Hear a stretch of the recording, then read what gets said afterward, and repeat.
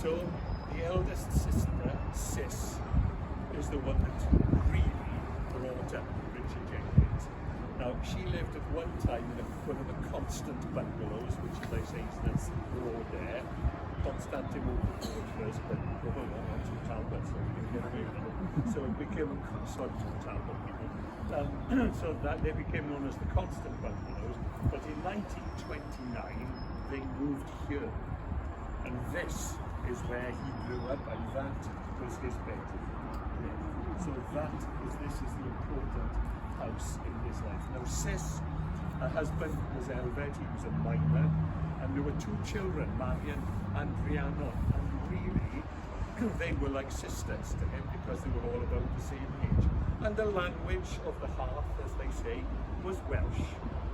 It had been all the time. Richard found it very difficult to speak English in those early days, and when he went to school, which we will see, Eastern School, which is literally just round the corner, he found it very difficult to be able to understand the lessons in English. It took him a long time.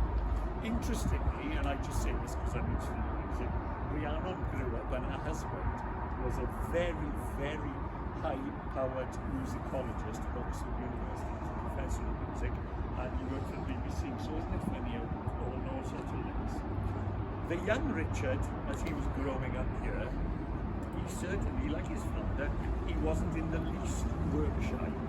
I mean, Elfed had to pay for the house, he was only a minor, didn't earn an awful lot of money, pay for the house, he had to bring up his own two daughters and the young Richard. So Richard was expected to go out and contribute a few more. Now within the area, within walking distance of this house at one time, there were 7 cinemas. And his big passion from an earliest of ages was to go to the cinema. And of course it costs, so he would want a few bob just to be able to do things like that. But he was adamant that he got up every morning at 4:30 and he went up that hill, which we know for a fact, and he collected horse manure. And he brought sacks of that down and went and sold it to the people who had allotments around here, and so he made a few bob. Then he'd go down to the station, pick up the morning papers, and he'd do a paper round. And then there was a chip shop just down there at one time, and they had a machine for peeling the potatoes and chipping them. But he had a job taking the eyes out of the potatoes before they were put in.